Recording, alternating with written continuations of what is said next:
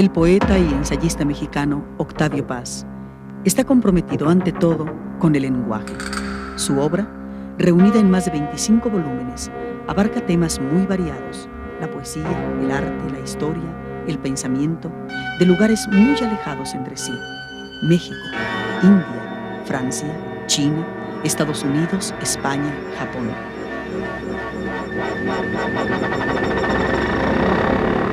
Libertad bajo palabra, Ladera Este, El mono gramático, Pasado en claro, El laberinto de la soledad, Águila o sol, El arco y la lira, Las peras del olmo, Puertas al campo, Corriente alterna, Postdata, El ogro filantrópico, Sor Juana Inés de la Cruz o Las trampas de la fe y Tiempo nublado. Son algunos de los títulos que lo han colocado entre los escritores más grandes de nuestro idioma y que lo han hecho merecer varios premios: Nacional de Letras, Niza, Jerusalén, Olin Yolistli, Cervantes y Neustadt, así como los doctorados honoris causa de las universidades de México, Boston, California y Harvard.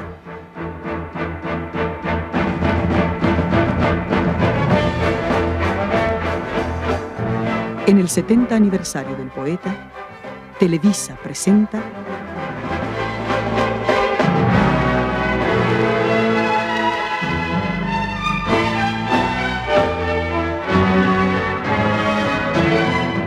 Conversaciones con Octavio Paz, un programa conducido por Héctor Tajonar.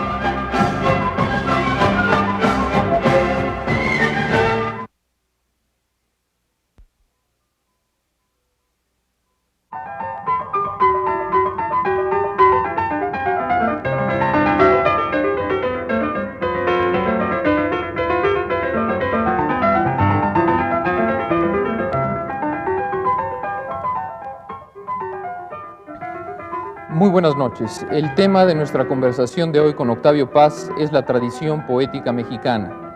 Debido a la amplitud y a la importancia del tema, lo vamos a dividir en dos programas. En los dos programas, nuestro invitado será Salvador Elizondo, uno de los escritores más lúcidos e interesantes de México. Entre sus obras mencionaré solo 4: las novelas Farabef y El hipogeo secreto, la antología de poesía moderna mexicana titulada El Museo Poético y Cámara Lúcida. Salvador Elizondo es catedrático de la Facultad de Filosofía y Letras de la Universidad Nacional Autónoma de México y es miembro de la Academia Mexicana de la Lengua y de El Colegio Nacional. Muchas gracias por su presencia aquí, señor Elizondo. A ustedes. Maestro Paz, usted empezó a escribir por los años 30. ¿Cómo era la atmósfera literaria en México en esa época? Bueno, quizá habría que empezar cómo era la ciudad. Era una ciudad mucho más pequeña, una ciudad provinciana en cierto modo, pero con una fisonomía muy particular. Después de todo había habido muchos visitantes ilustres hacía poco, en la década de los 20, por aquí habían pasado pues Lawrence, también había, creo, Paul Morand, que tú admiras, Salvador, creo que también pasó por aquí, una serie de escritores.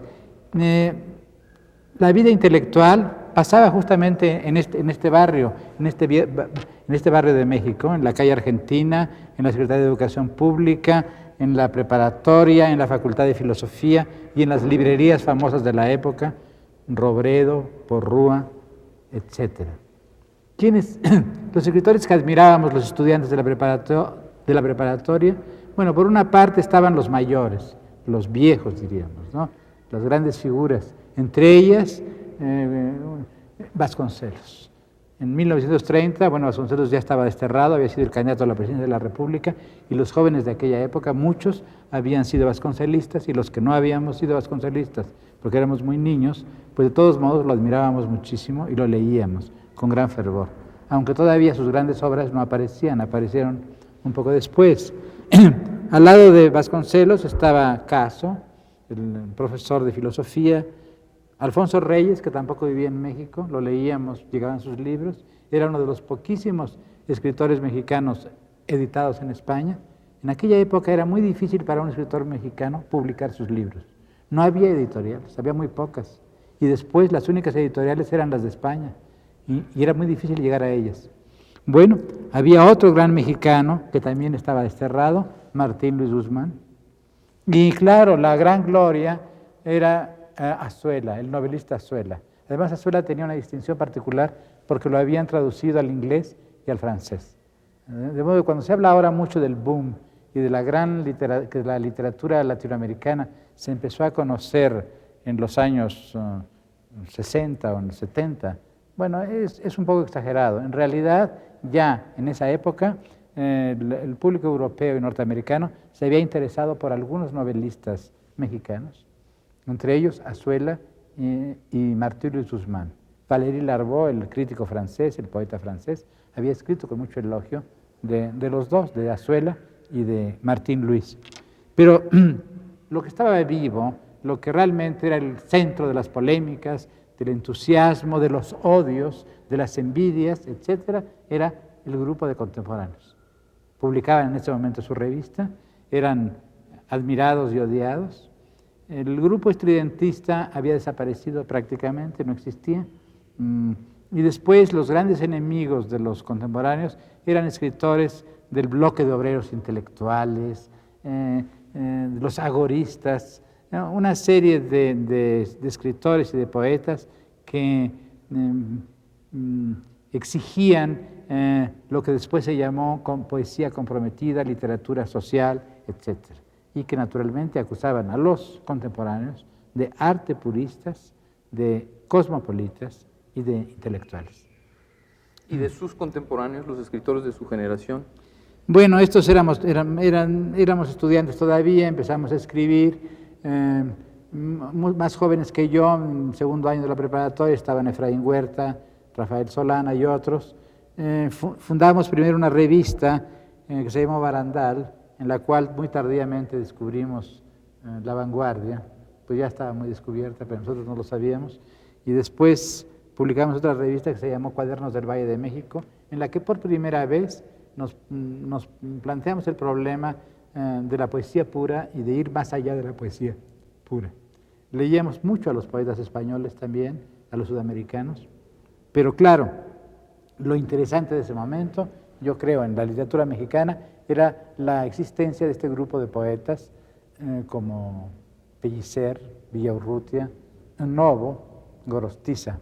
Algunos de ellos fueron mis maestros, por ejemplo, Carlos Pellicer fue mi maestro, y también Gorostiza, también Samuel Ramos.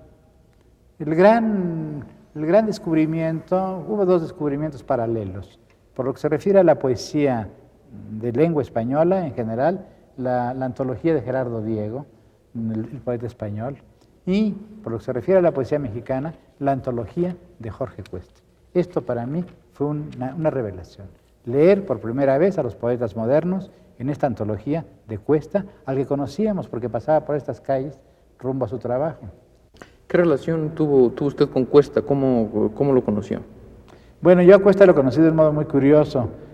Lo conocí más tarde que a los otros. Conocí primero a Pellicer, fue mi maestro, y por Pellicer, como hacíamos esta revista Barandal, y ellos empezaron a colaborar en nuestra revista, después de Pellicer nos presentó o los conocimos de alguna manera, a Novo, a Villaurrutia y a Ortiz de Montellano, y luego a un joven que era más joven que ellos, pero que trabajaba con Novo y con Villaurrutia, que se llamaba Efraín Hernández. Toda esta gente trabajaba en la Secretaría de Educación Pública.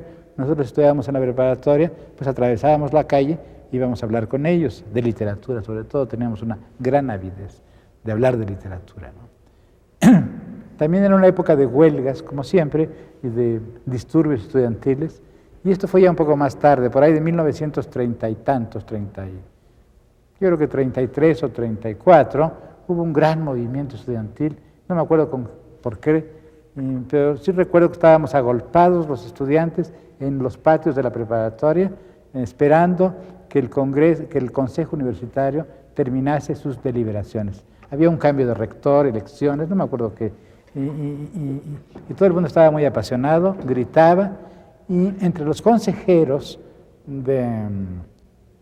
universitarios estaba Jorge Cuesta, también estaba Lombardo Toledano, Caso, todo el mundo intelectual de aquella época formaba parte del Consejo Universitario. Y Cuesta, yo estaba en la puerta, no nos dejaban entrar los estudiantes, pero estaba en la puerta y oí un poco lo que dijo Cuesta, se levantó y hizo una serie de metáforas muy extrañas sobre la misión de la universidad que tengo la sensación de que nadie entendió.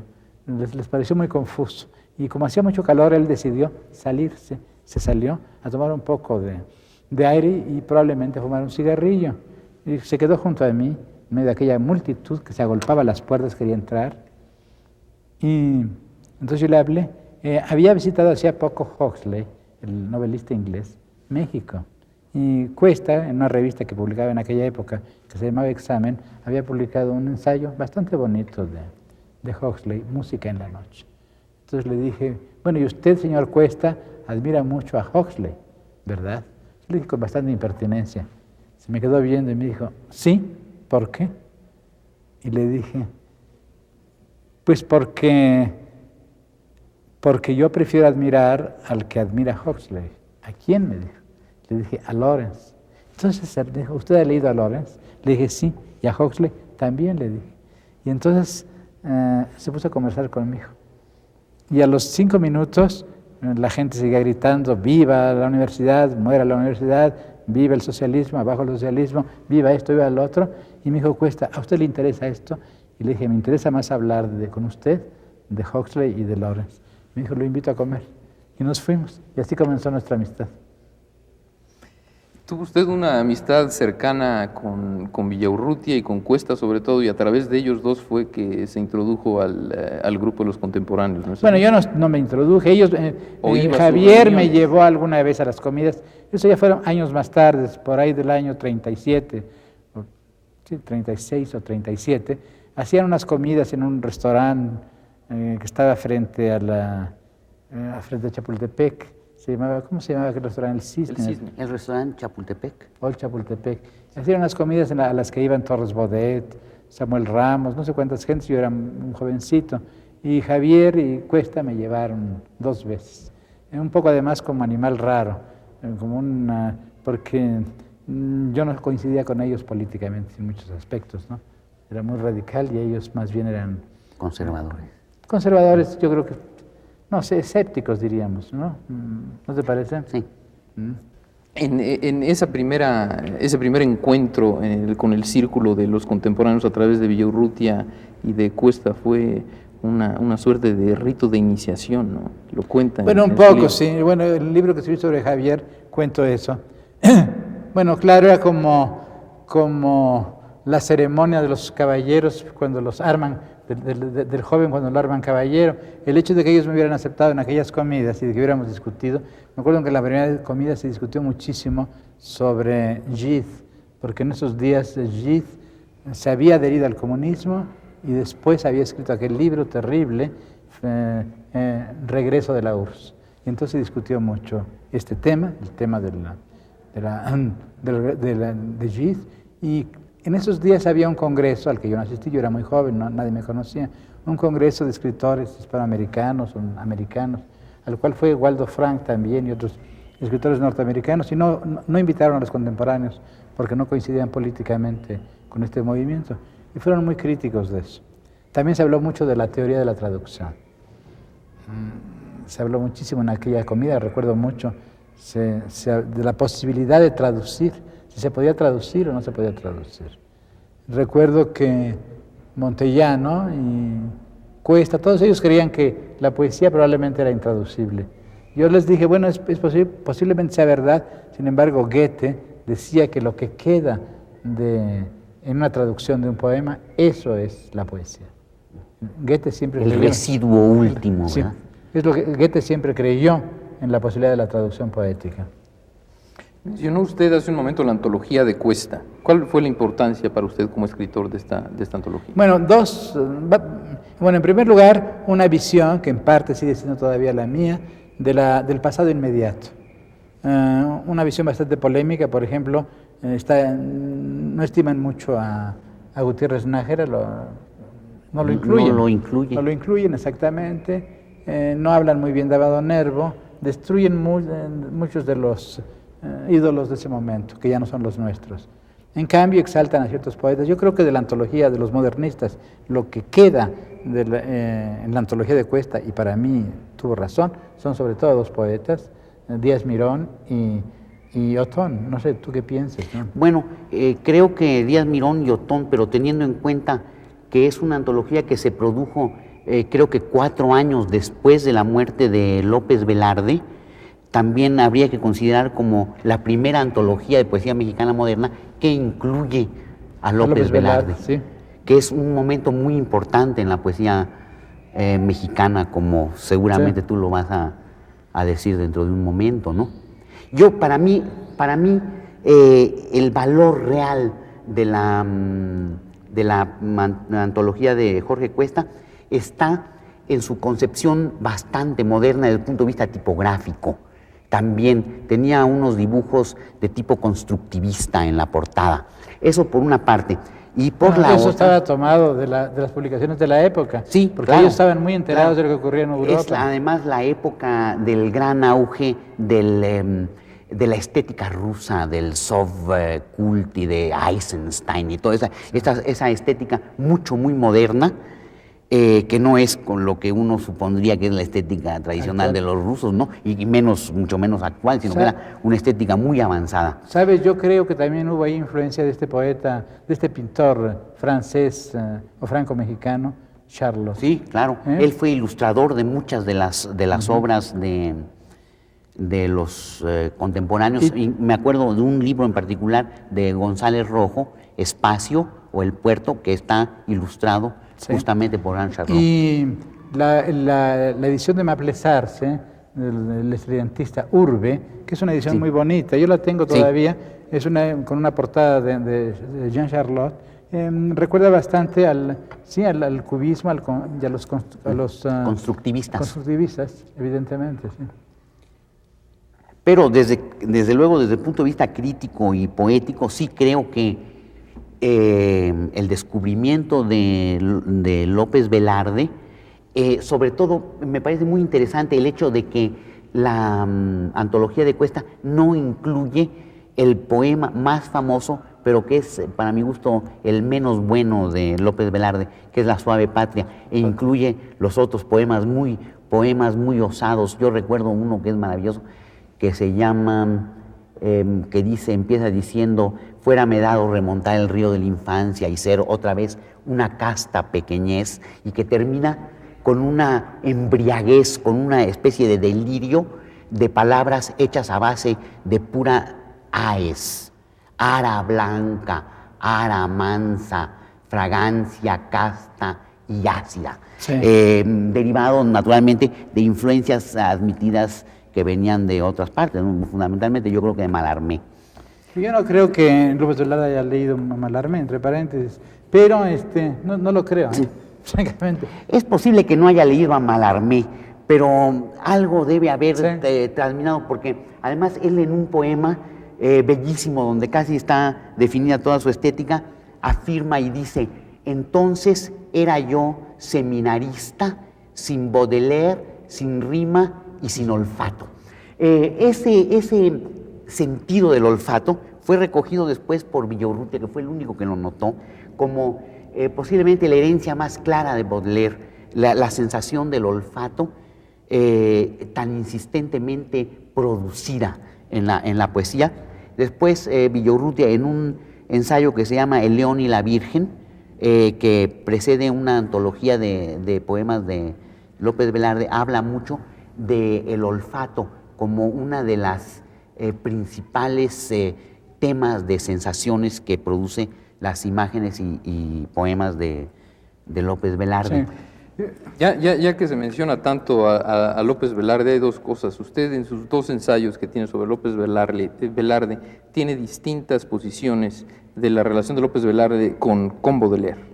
Bueno, yo creo que cuando Javier escribió este ensayo, El León y la Virgen, encontró relaciones entre Baudelaire y López Velarde, que son justas, son legítimas, está bien visto, es un ensayo penetrante. Por ejemplo, la importancia del olfato en Baudelaire está lleno todo el tiempo de los olores, y de la importancia de los olores. Hay el famoso soneto, hay una serie de sonetos en que habla de esto Baudelaire, y en López Velarde también, ahí hay un contacto entre ellos y probablemente hay influencia de López. Pero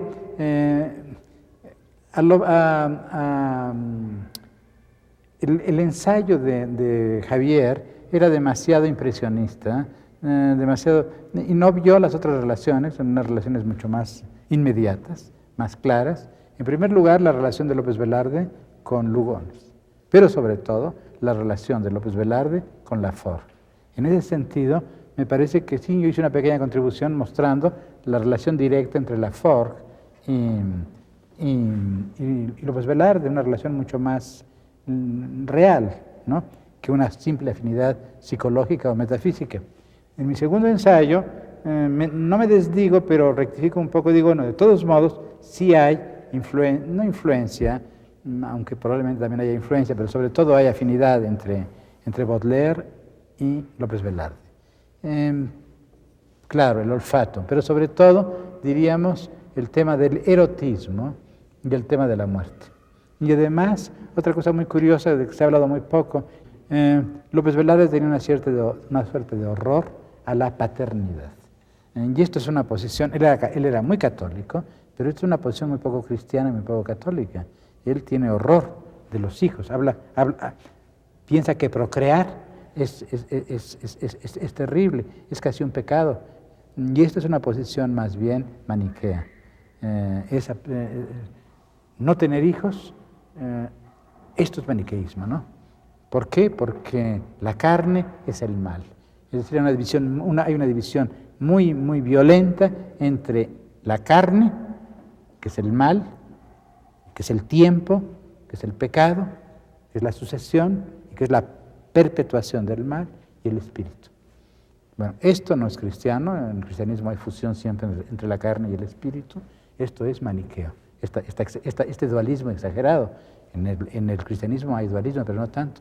Sin embargo, releyendo a Baudelaire, cuando escribí el segundo ensayo sobre López Velarde, me di cuenta que en Baudelaire también hay esta especie de maniqueísmo. También hay el mismo horror por la procreación y por la carne. Fue una posición de fin de siglo, una exageración del cristianismo que los llevó, en cierto modo, al maniqueísmo. Y en López Velarde es muy claro eso, ¿no? Esa es una circunstancia que se suscita siempre mucho a propósito justamente de la relación entre Baudelaire y Mallarmé, porque justamente Baudelaire decía que no hay nada más horrible que dejar un hijo tras sí, y ese hijo de Baudelaire era justamente Mallarmé. Bueno, sí, es una metáfora tuya. No, por él, a propósito se cita, ¿no? Sí, bueno, lo dice Mallarmé probablemente, ¿no? O Valéry posiblemente, que es el intérprete de la que es el intérprete. Yo no recuerdo haber leído eso, pero también, claro, también en Mallarmé hay este horror por la paternidad.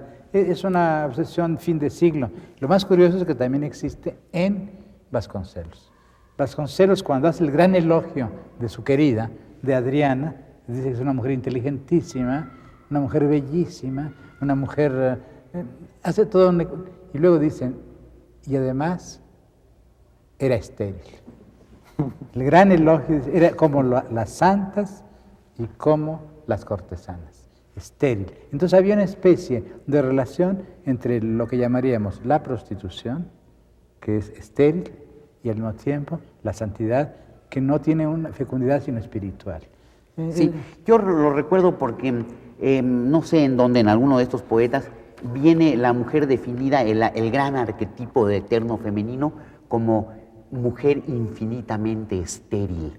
Es uno de los arquetipos de la decadencia literaria. Bueno, es profundamente decadente, porque realmente estéril, en las grandes épocas la mujer aparece como madre, ¿no? Es claro, ¿no? Pero volviendo al tema de la antología de Cuesta, me sorprendió, claro, no descubre a López Velarde. López Velarde era un poeta ya importante, además no dice nada nuevo sobre López Velarde Cuesta. En realidad eran bastante tímidos, admiraban a González Martínez más que a nadie, después admiraron a López Velarde. Lo curioso es la exaltación, sobre todo, de Díaz Mirón. Y ahí yo creo que Cuesta tuvo razón, porque Díaz Mirón es un poeta parnasiano, pero que es más que un poeta parnasiano, más que un poeta modernista. ¿Qué es? Bueno, la forma es perfecta. Es una forma, no siempre, porque a veces tiene mal gusto. Hay un mal gusto de fin de siglo en Díaz Mirón, pero cuando acierta, hay ciertos poemas que son la perfección misma. Y esos poemas recuerdan bastante, a veces incluso a los clásicos latinos.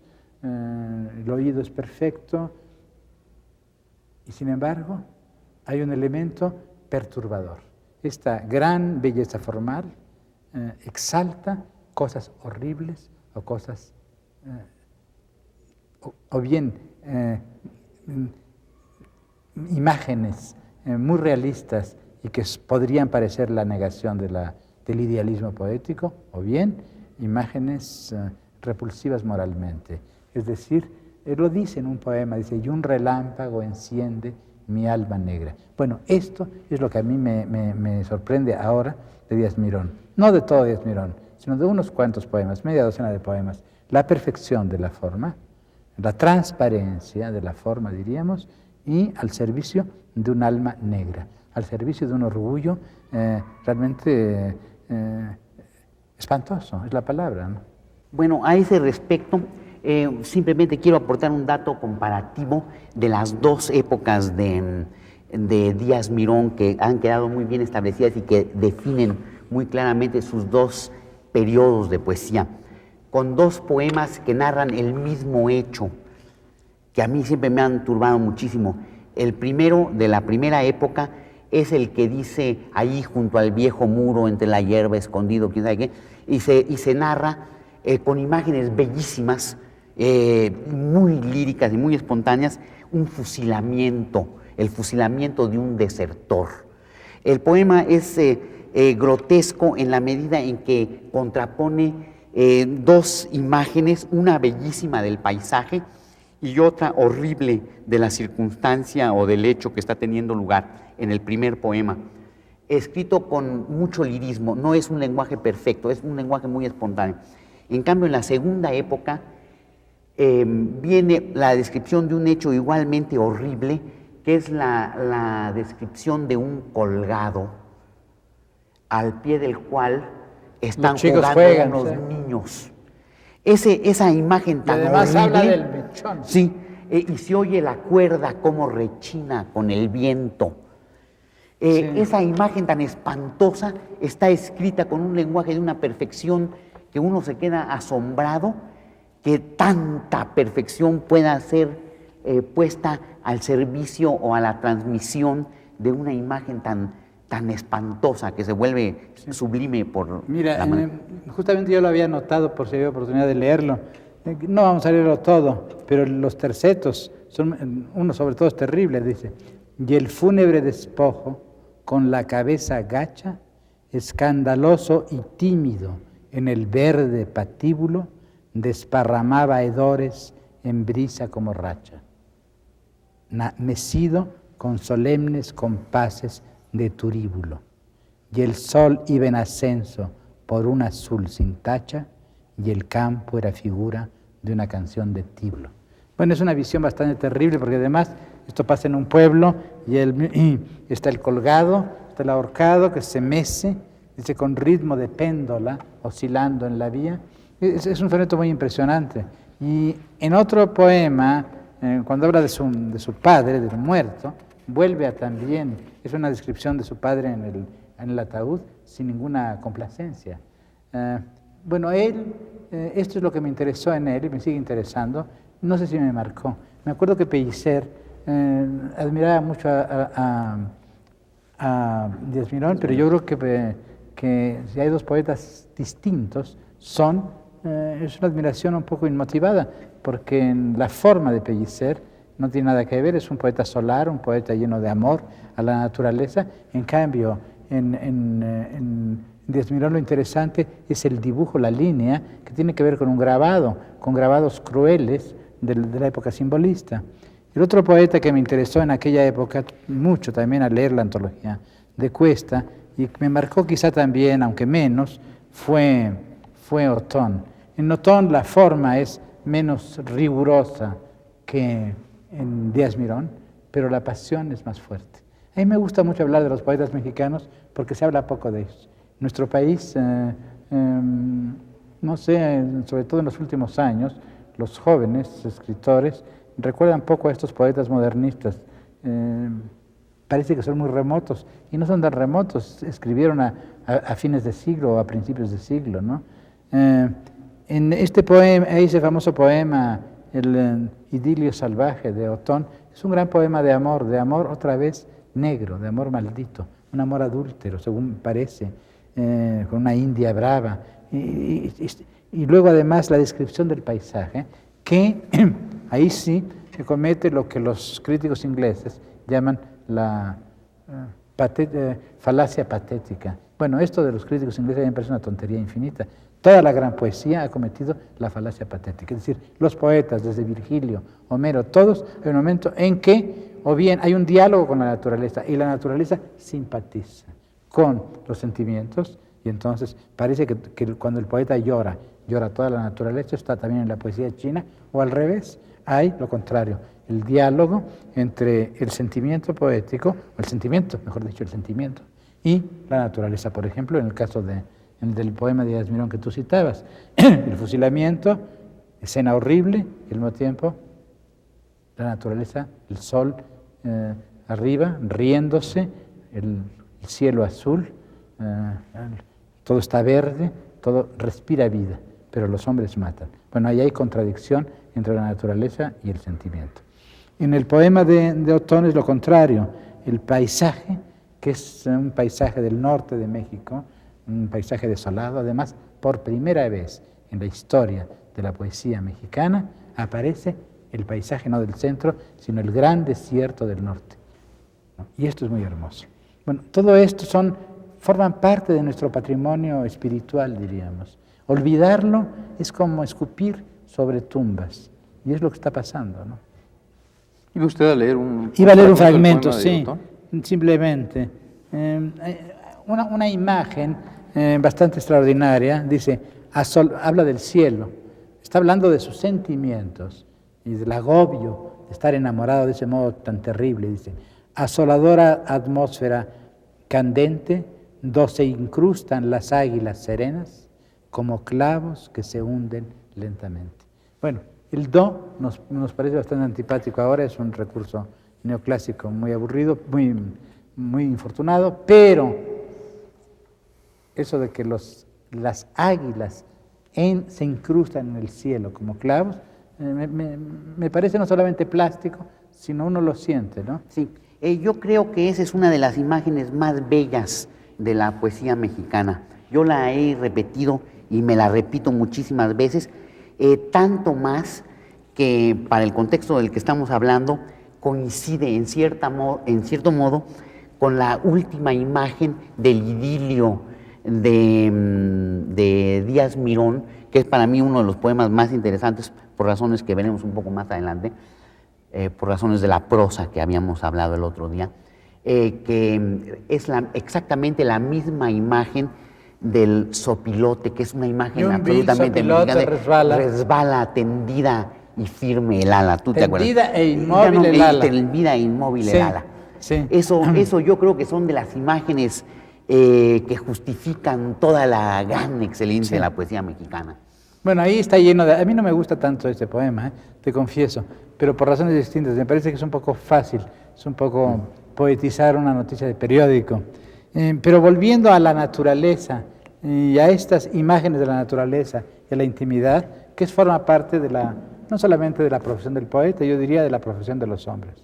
Si la poesía sirve para algo, bueno, sirve para muchas cosas, yo creo, pero sirve sobre todo para que los lectores de poesía puedan vivir de un modo más auténtico, más profundo, puedan darse cuenta de lo que piensan y lo que sienten, es decir, puedan gozar incluso sus sufrimientos, vivir sufrimientos con mayor lucidez, con mayor perspectiva. Y en este caso, la naturaleza siempre es vivimos en la naturaleza, estamos frente a la naturaleza, incluso en las ciudades, alzamos el cielo, alzamos la cabeza y vemos las nubes, y también los anuncios luminosos, y el cielo, etc. Y entonces en este poema de González Martínez, Dolor. Es un poema muy hermoso, es un soneto en el cual habla de la pérdida de un ser querido, me imagino que es su hijo, su mujer, no sé, y dice: creí que el mundo ante el humano asombro iba a caer envuelto en el escombro de la ruina total del firmamento. Esta presunción, esta vanidad de los que sufren, de todos los hombres, que creemos que nuestro sufrimiento es el del universo. El universo no. El universo sigue y prosigue, ¿no? Y entonces termina así, de este modo admirable. Mas vi la tierra en paz la altura, sereno el campo, la corriente pura, el monte azul y sosegado el viento. Muchas veces González Martínez me irrita un poco porque tiene el índice en alto diciendo hay que ser buenos, hay que ser sabios, hay que ser profundos. Pero aquí no, aquí simplemente muestra primero el dolor suyo y luego la serenidad de la naturaleza. Y esta serenidad es como una suerte de reproche y de llamamiento al orden. Bueno, sufrir forma parte del orden cósmico, yo diría, ¿no? Esta es una de las lecciones, yo creo, de la poesía, ¿no? ¿Y así era González Martínez? Yo lo recuerdo como un ser perfecto. Entonces, era un hombre de buen humor. No era como el poema, no era como sus poemas, era más bien un hombre. Yo creo que Octavio lo recuerda con mayor lucidez que yo, porque yo lo recuerdo como tío, el viejo tío padrino.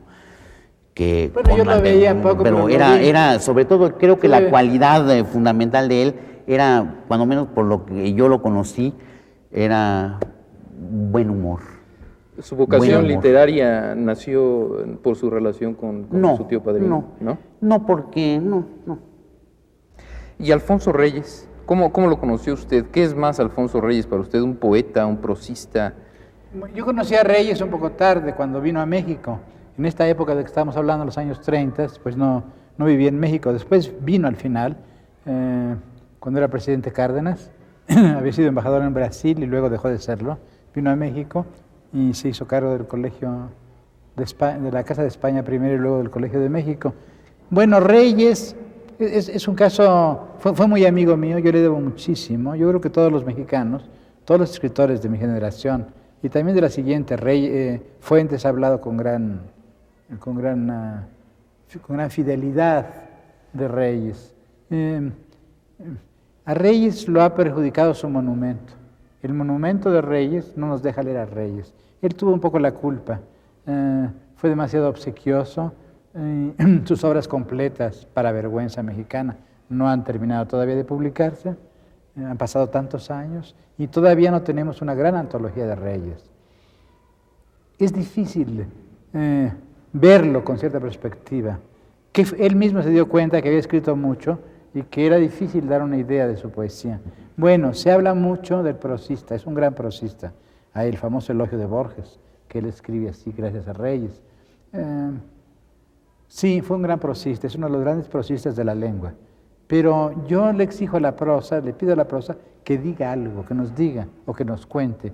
Reyes contó pocas cosas. Si uno compara a Vasconcelos o a Martín Guzmán, que tienen una prosa mucho menos perfecta que la de Reyes, lo que nos dijeron, bueno, es evidente que nos dijeron más cosas que Reyes.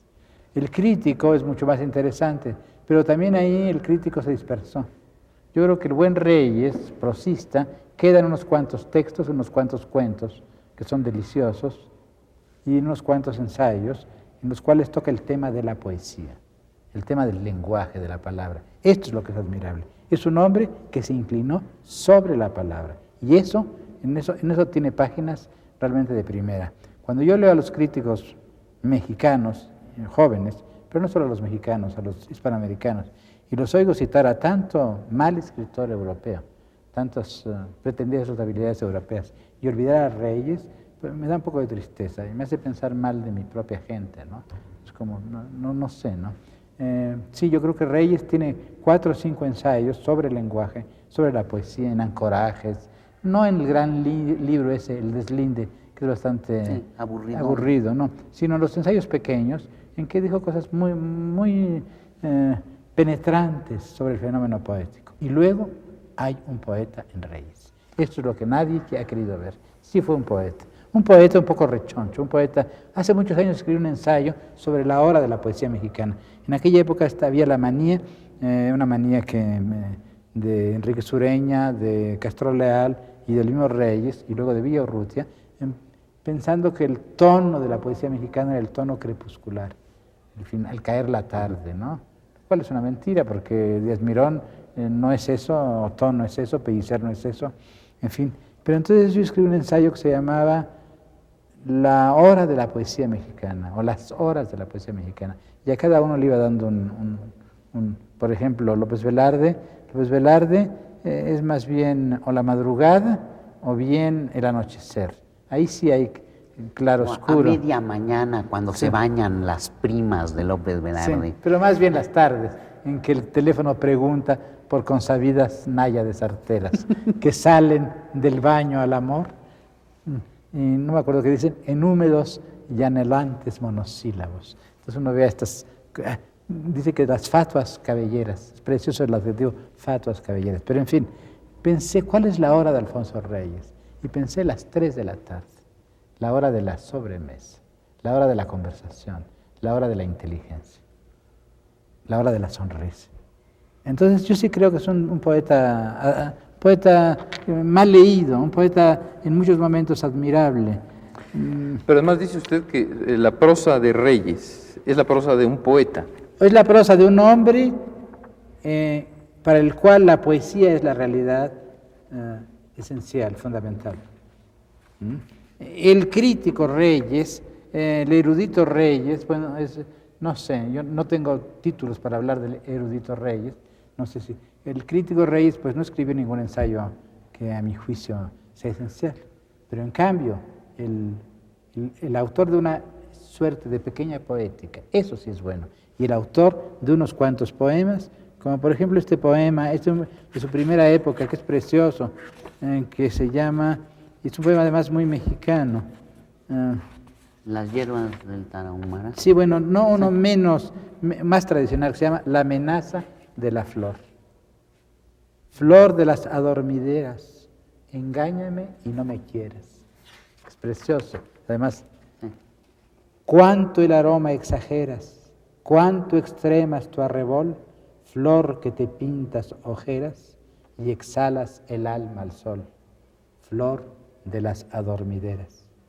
Una se te parecía en el rubor con que engañas, y también porque tenía, como tú, negras pestañas.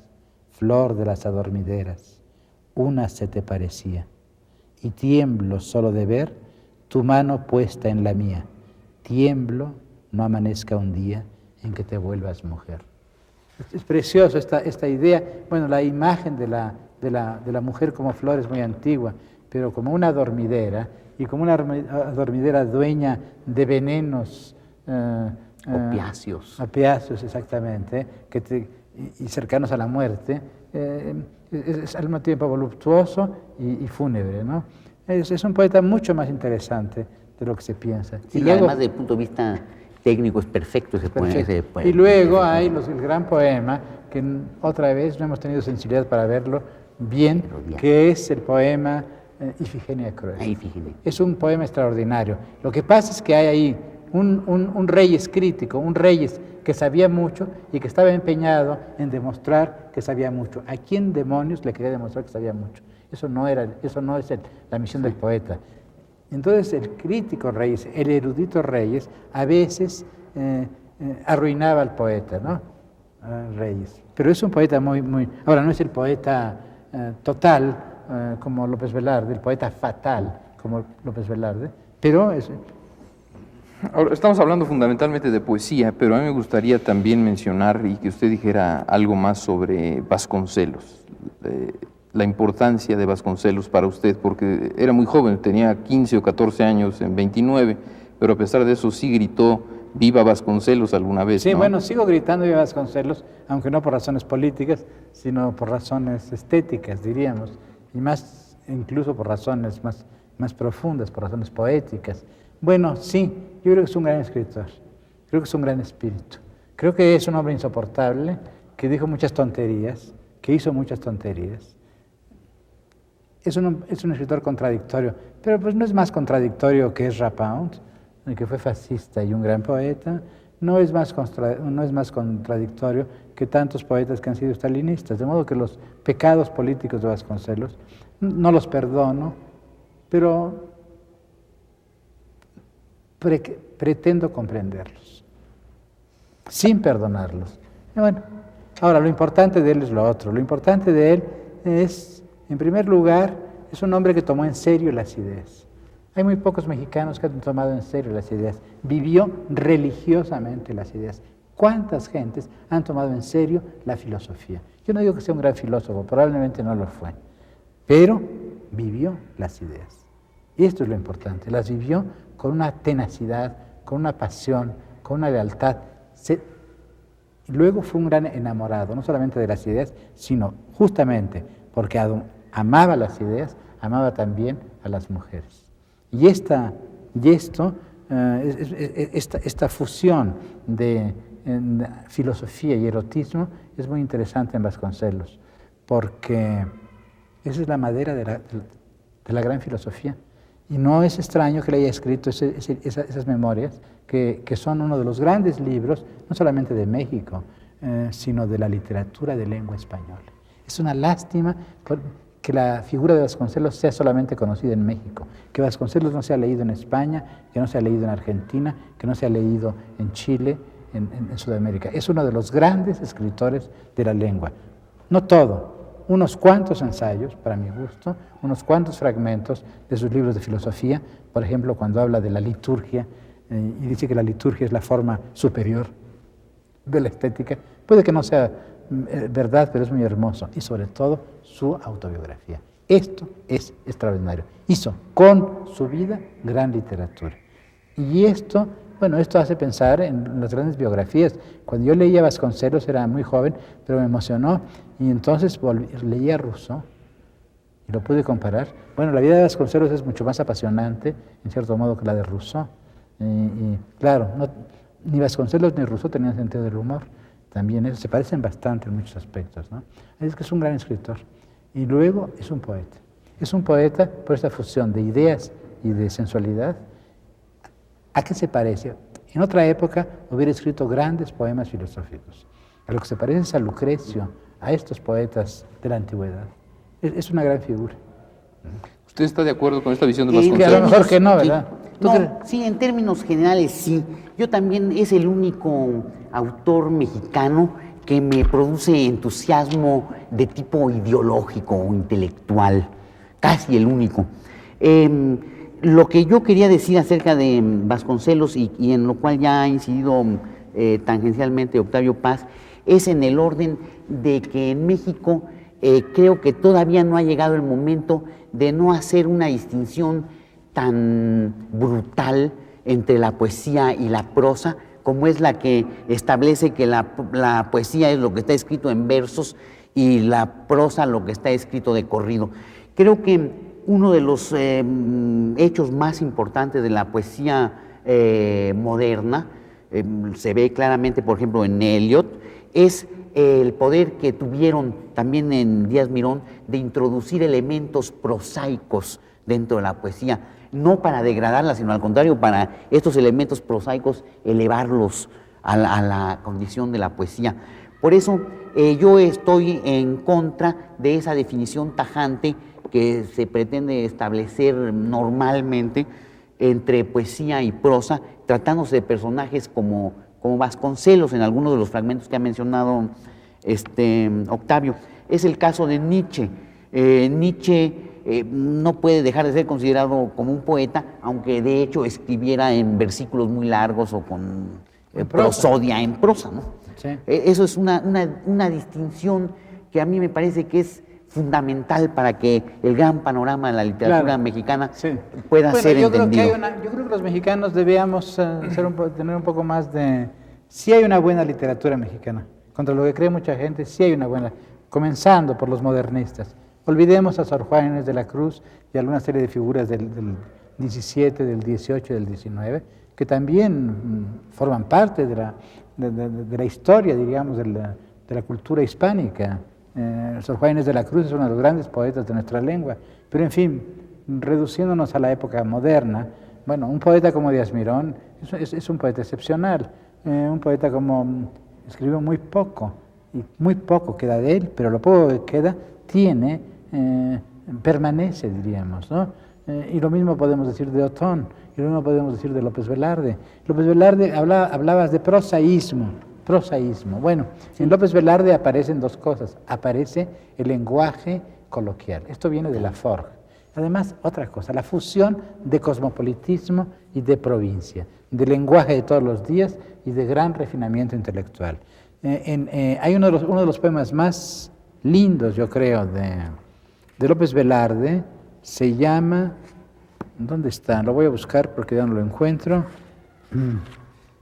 ¿Estaría usted de acuerdo, mientras lo encuentra, en que López Velarde es un poeta paisajista? No, yo creo que el paisaje aparece en Pellicer. No, en López Velarde lo que aparece son personas, caracteres. Por ejemplo, este poema que es perfecto y que nuestro amigo Tomlinson incluye en su antología. Oxford University Press ha publicado hace un año o 2 años una gran antología de las grandes traducciones de poesía extranjera, de poesía de otra lengua, al inglés. Y uno de los poemas que incluye es este poema de López Velarde que voy a leer porque me parece una perfección. Se llama Mi prima Águeda. Mi madrina invitaba a mi prima Águeda a que pasara el día con nosotros y mi prima llegaba con un contradictorio prestigio de almidón y de temible luto ceremonioso. A mí me parece precioso esto, contradictorio prestigio de almidón. Esto es raro. Sí.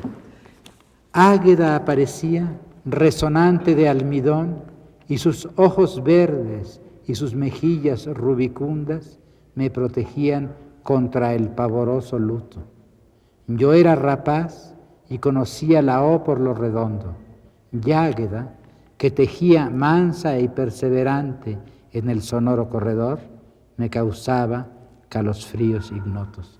Es el descubrimiento de la sexualidad en un adolescente y al mismo tiempo de la muerte y otras cosas. Creo que hasta le debo la costumbre heroicamente insana de hablar solo. A la hora de comer, en la penumbra quieta del refectorio, me iba embelesando un quebradizo sonar intermitente de vajilla y el timbre caricioso de la voz de mi prima. Águeda era luto, pupilas verdes y mejillas rubicundas, un cesto policromo de manzanas y uvas en el ébano de un armario añoso.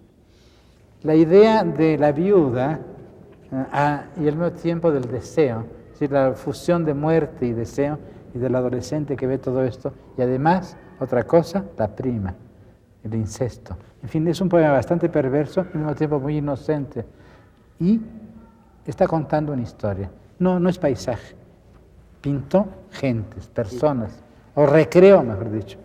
O circunstancias de imagen. Sí.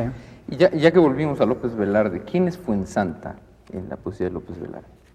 Bueno, fue un amor suyo, ¿no? Tuvo 2 amores, pero no vamos a volver a la biografía porque sí. No, pero no biográficamente, sino el símbolo de Fuensanta. Eso llega a ser la poesía para López Velarde, dice usted en su ensayo. Sí. Bueno, yo creo que hay dos mujeres, Fuensanta, en la primera, y después la otra mujer, la mujer de Zozobra, que es una mujer mucho más compleja, y un personaje mucho más... hay una memoria también de la poesía francesa, todo eso tiene que ver mucho con Francis James.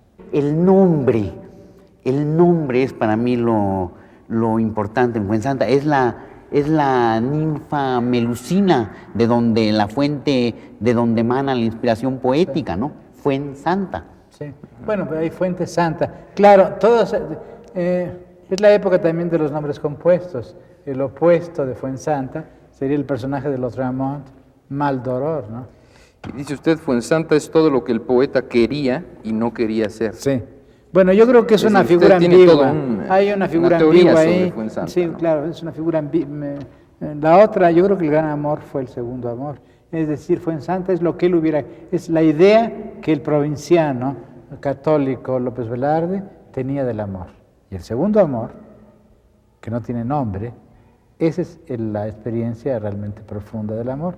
Otra experiencia infortunada porque las dos mujeres no le hicieron caso. Sí. En realidad, toda la poesía de López Velarde está mezclada con aventuras más o menos deplorables o con cortesanas y amores imposibles, ¿no?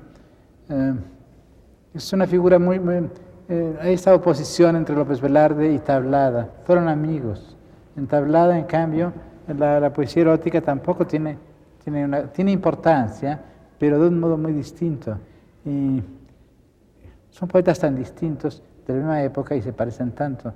Yo creo que en algún momento Tablada influyó en López Velarde, lo liberó. Finalmente López Velarde era un provinciano, llega a la Ciudad de México. La Ciudad de México estaba muy bajo el dominio, diríamos, del simbolista González Martínez. Y él se revela. Y una de las maneras de revelarse, yo creo, fue el descubrimiento de la poesía moderna, gracias a la influencia de José Juan Tablada y de la poesía oriental. Bien, pues por razones de tiempo tenemos que concluir aquí la primera parte de este programa sobre la tradición poética mexicana. En la segunda parte de nuestra conversación retomaremos el tema de José Juan Tablada y seguiremos hablando con Octavio Paz y Salvador Elizondo sobre la poesía de México. Muchas gracias, buenas noches.